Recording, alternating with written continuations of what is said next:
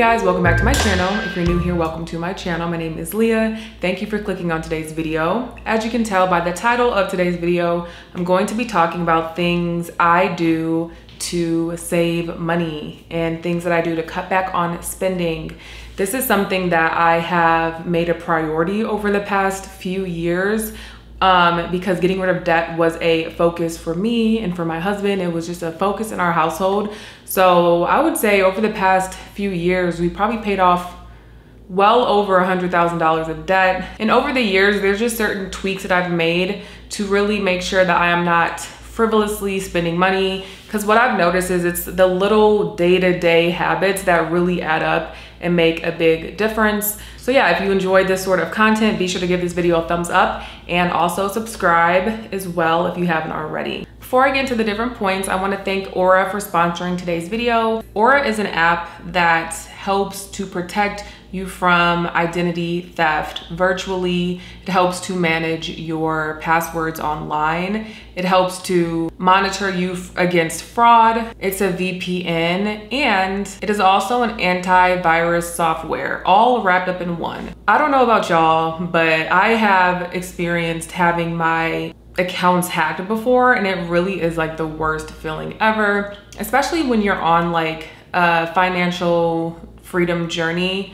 It can be really stressful if, let's say, your bank account gets hacked, you know, or your email gets hacked, or you see that some of your personal private information is hacked, or even if it's your password for any secured account. It can be really stressful. And that happened to me last year. My LinkedIn was hacked, and it sent out messages to all these different people, old colleagues. And it was so embarrassing because I had to go back and just say, oh, sorry, I was hacked.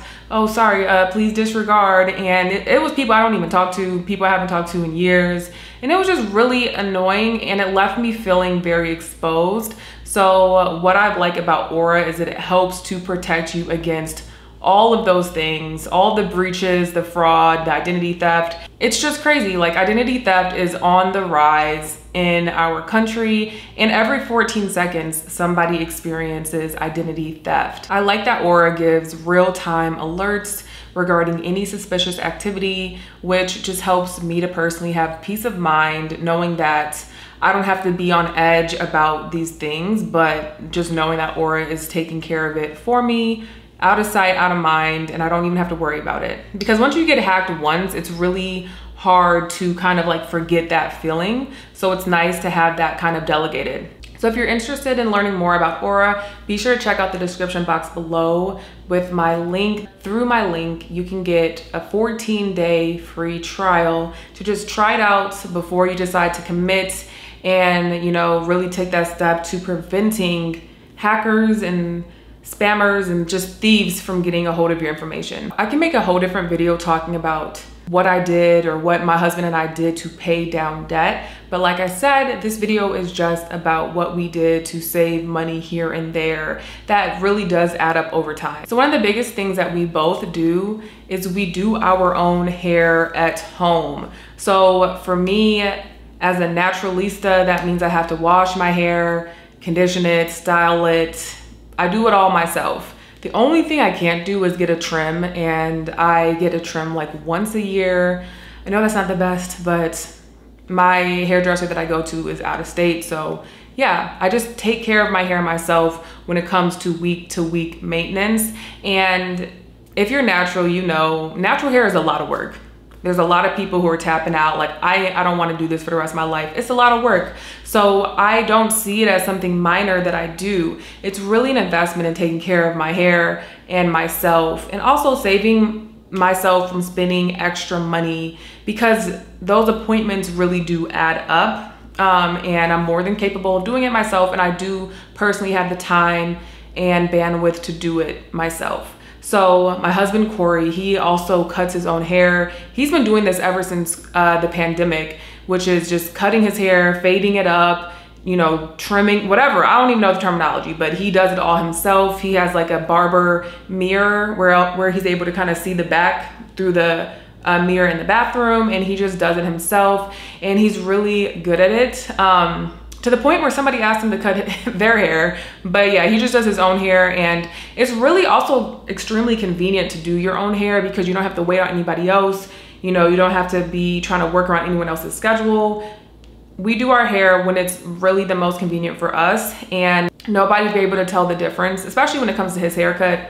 You wouldn't be able to tell the difference. So that is one of the major things that we do. It is an investment to have hair products, but the amount of use that I get out of my products, they last me a while. So yeah, that's a great way to cut back, just do some of your hair yourself. Another thing that I personally do is I do my own nails at home. So I do my own mani and pedi, and I have a whole regimen around it. So when I'm washing my hair, which I do once a week, while my deep conditioner is sitting on my hair while I'm in the shower, I will go ahead and like scrub my feet and kind of do that portion of what a pedicure would be. And then after I'm done styling my hair, that is when I will do my nails, because I like my nails to be done after my hair is done, because you know, I don't have to worry about my polish kind of wearing down or anything. Then I also do my pedicure as well. So it's really important, especially for me, to be strategic in what I do so that it makes sense and that it's the most efficient.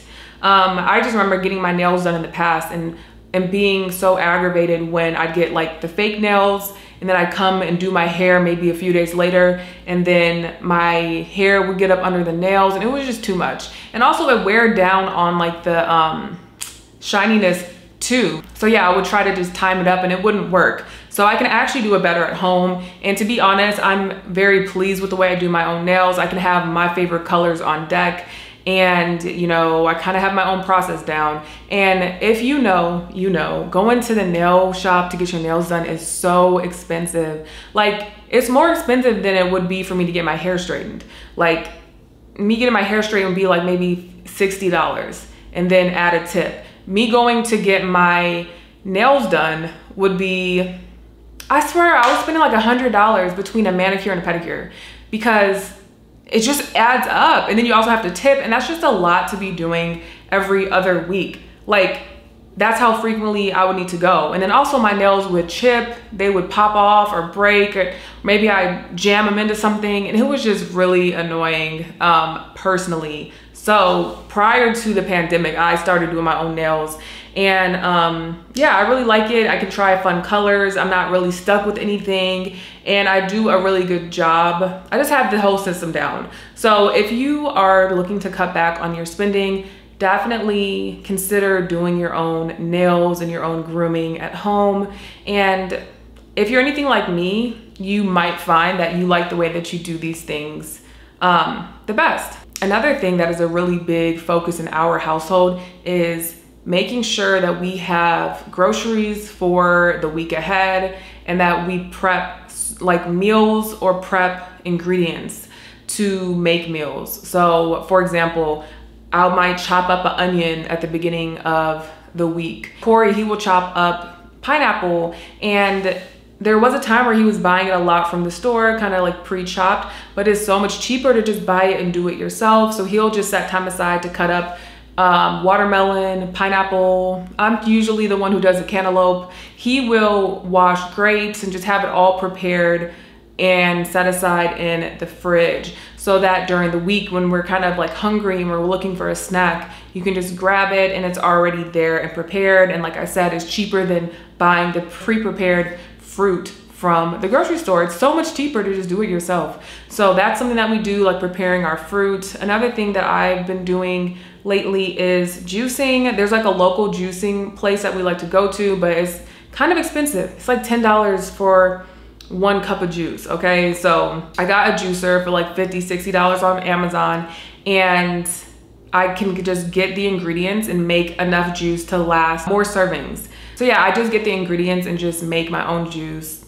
I literally just follow the same recipe they do. Like when I went in there, I just watched to see how much they use of each thing, and I've just been doing it at home. And then I also keep it in the fridge, so when that desire strikes, we already have it ready to go. And that's a lot cheaper than spending $10 every time we want a fresh juice. Another thing that's important is making sure that we have lunch and dinner either prepared or available at home, so that, like I said, we're not going out the house. And then aside from just saving money, this also helps us not go out and just eat out all the time, which is not, you know, in alignment with our health and wellness goals. And then also, like, going out to eat all the time is expensive too. So just making sure that we're on the same page. We oftentimes prioritize getting in protein and trying to eat clean. So, you know, it's a lot of intentionality on the front end, but it's helpful. So, you know, one thing I always prepare and have in the fridge is like grass-fed ground beef. And like when Corey's making his breakfast, he'll put the beef in his eggs to get the extra protein. Or let's say I wanted to make a taco bowl or something, it's already prepared. So just really setting myself up for success. It helps me to save money. And just like the other points, the more that I cook and kind of perfect the things that we like to eat, the more enjoyable it is. And I don't even have that craving to go out and spend money on food. And when you're trying to save money, there's no worse feeling than having food go bad because you either forgot it was there, you weren't really thinking all the way through when you bought it, or you just didn't want to eat it. When you're trying to save money, it's important to make sure that you're actually using the things you purchase. So even if you have to like clean out the fridge, throw away all those old condiments, throw away the expired food, make sure you can actually see the food in the fridge so that it doesn't go to waste. So another thing that we do to help save money and cut back on unnecessary spending is operating based off of a budget. I cannot stress this enough. If you do not have a budget, it's gonna be very hard to stay on budget, because how can you stay on budget if you don't have a budget, you know? So sometimes it can be hard to put all your financials on paper and kind of see it for what it is, but you'd be surprised how much money is slipping through the cracks simply because you don't have any record or account for how you're spending your money. It's so easy to go out and eat all the time, but if you actually sit down and count it up and realize, wow, I spent, I don't know, I'm just guessing, $200, $300, $400 on eating out this month. I can't believe that. How did that happen? Look back. It will make perfect sense. But if you set a goal for yourself that, okay, maybe I will allocate $100 to eating out every month. And that might be kind of extreme for somebody, but it's just an estimate, you know, like, but whatever works for you and your budget, you set a goal and you can actually make sure you're sticking to it. Maybe your goal is to not spend more than a certain amount at the grocery store. You all know how easy it is to just rack up your amount at the grocery store. Just, ooh, I want to try this. Ooh, I want to try that. And the crazy thing about living on a budget is that it really coincides with all of the other things that you can do to save money. It's like a positive reinforcement. So you want to like prepare your own food at home and make sure that you're being mindful about not eating out too much. A great way to make sure that you're doing that is having a budget for how much you can spend on eating out for the month. So yes, you have that positive reinforcement of, okay, I need to eat this food that I have at home, but you have that additional positive reinforcement that, okay, I actually can't even afford to eat out again. So they work together so that you're working in the same direction. And like I said, and if you're trying to be healthy and keep, you know, live a healthy lifestyle, that also helps you in that direction as well. So you have to live based off a budget. It doesn't mean you're always going to be perfect, but you need to know how much you're bringing in, how much you're spending, and how much you're wasting, so that when you want to save for something or when you want to pay off debt, you can know where to reel it in. You know what needs to go. For me, the first thing that I decided to let go was like maybe just like extra shopping. Like something for me that would really add up is going to the mall, buying all these clothes, which really doesn't even make sense because I often wear the same outfit all the time. Is anyone else like that? Like I will get all these clothes and I'm like, I'm gonna choose you. And it's that same outfit I wear every day or every other day. I'll be more generous, every other day, okay? But it's like when you can really be honest with yourself and see how much money is slipping through your fingers, it kind of encourages you to want to get it in line so you can really see some progress with your finances. So with that being said, I think it's important to also have more of a realistic, minimalistic approach to fashion. And that is a great way to not waste a lot of money. You're trying to keep up with the trends or trying to keep up with the Joneses or whatever the case may be. Like, find a type of style and look that you can achieve and just get some simple pieces. So for me, I love joggers. I love wearing all black. And this was an inexpensive top from H&M, and then I have on, like, you can't really see, but black joggers at the bottom. And y'all, I have so many pairs of black joggers and just so many basic tops, and I only reach for stuff that I know I'm going to wear. I do not buy like extravagant things. It's like, I need to know I'm gonna get my cost per wear. I'm gonna get my money's worth, and I don't waste my money on getting pieces that I know I'm only gonna wear once, you know? And that's a really big thing. And my husband Corey is really good at that as well. He has a very, very clear style of how he likes to dress. And if it really doesn't fit into that, he's not gonna really fool around with it. And we don't really waste a lot of money on clothes. I would say that we are very minimalistic when it comes to our style. So yeah, don't feel like you need to overdo it. Don't feel like you have to keep up with everybody else. Like, the minimalistic vibe is really a good look because your clothes won't even go out of style because they're very simplistic, very timeless. If y'all know me, you know that my style is timeless, and if it can't make it a few years down the road, I'm probably not gonna buy it. Like, I love to look timeless. Somebody stopped me the other day at Whole Foods and told me that my style looked very like regal and just like more or less like a blast from the past. Like, I look different because it's just so timeless. But that's what I go for. Like, I want to feel comfortable, I want to feel modest, and I also want to not waste my money on clothes just to impress other people. I'm just trying to be comfortable and live a modest life. So the last thing I wanted to leave y'all with is huge, and it's a really big one, and it's a big game changer. As soon as you get paid, allocate your money to where it needs to go. Don't leave it in your account and say, oh, I'll put it in my savings later, or I'll pay it down, I'll pay it, you know, my bills later, I'll pay down this debt later. Like, before you get paid, consult with your budget, so know where your money's going, and as soon as you get paid, put it there. So if you're going to be putting a little bit in savings, go ahead and just transfer it over. If you're gonna pay down on, let's say, your student loan, go ahead and do that. Don't give yourself the margin to really make the choice when you feel more tempted. Because let's say you already ate out as much as you can based on your budget in the month, and you see you have $200 in your account. It's like, ooh, I do have money, I'm about to go. But you might have forgot, oh, that goes to the water bill, or that's supposed to go to my car note. Like, just pay it out, and pay stuff in advance too. Like, don't wait until the day is due to pay it. And this obviously applies if you are able. Like, but let's say you get paid on the 1st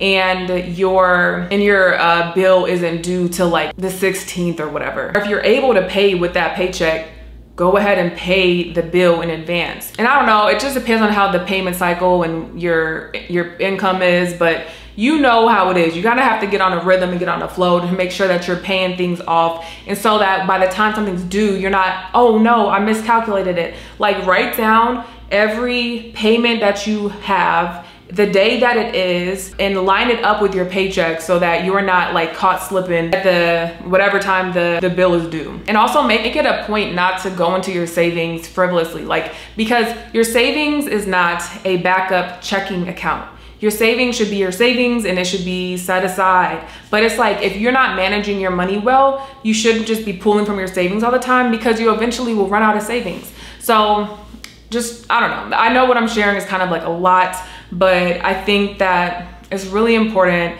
to pay attention to the little things that you can do to make it easier on yourself. Like I said, instead of going out and getting fresh juice whenever I feel like it, just making it at home.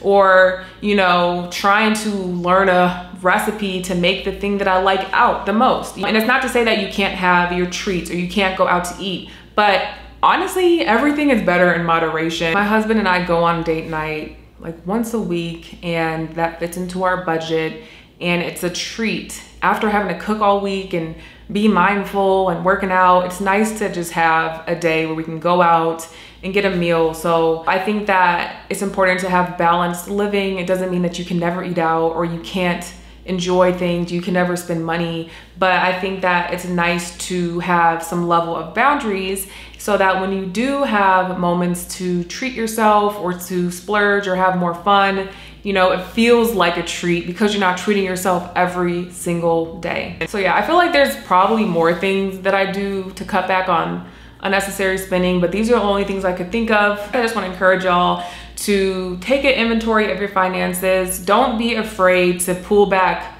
the veil on it and really see it for what it is. You know, look up how much you owe for your debts. Look up how much you make and do the math, create a budget, and it's okay to confront the truth. I think sometimes, I know for myself, before this was a focus of mine or interest of mine, I really didn't care too much about debt, and I didn't really care to pay it off at any sort of speed. But when I tried to calculate my net worth a few years back and I realized it was negative because of debt, for some reason that really stirred me up, because I just never would have thought that that would impact my net worth. I was like, wait, what? How is it negative? What can I do to get this under control? So honestly, God has really helped me in the area of finances. And all of this that I've learned came to me through fasting. And he's just really helped me to learn and grow in this area as well. So yeah, I wanted to encourage you because it's okay if you're not walking flawlessly in your finances right now. You know, it is a journey and it takes time. But be encouraged to look at your situation for what it is, get acquainted with it, and then make a plan to try to improve it. And like I said, it really depends on where you are at in your life and your income and all that. But every little bit really does help, and it really does add up. And you know, you can really move the needle just by changing your mindset and making small choices that can make a big impact over time. So I hope that this helps y'all a little bit if this is something that y'all are working on. If you want more videos from me regarding like this topic of like personal finance, let me know, and I'd be happy to do another one. But yeah, thank you so much for watching. Please be sure to subscribe if you haven't already. Give this video a thumbs up, and I look forward to seeing y'all in my next one. Bye.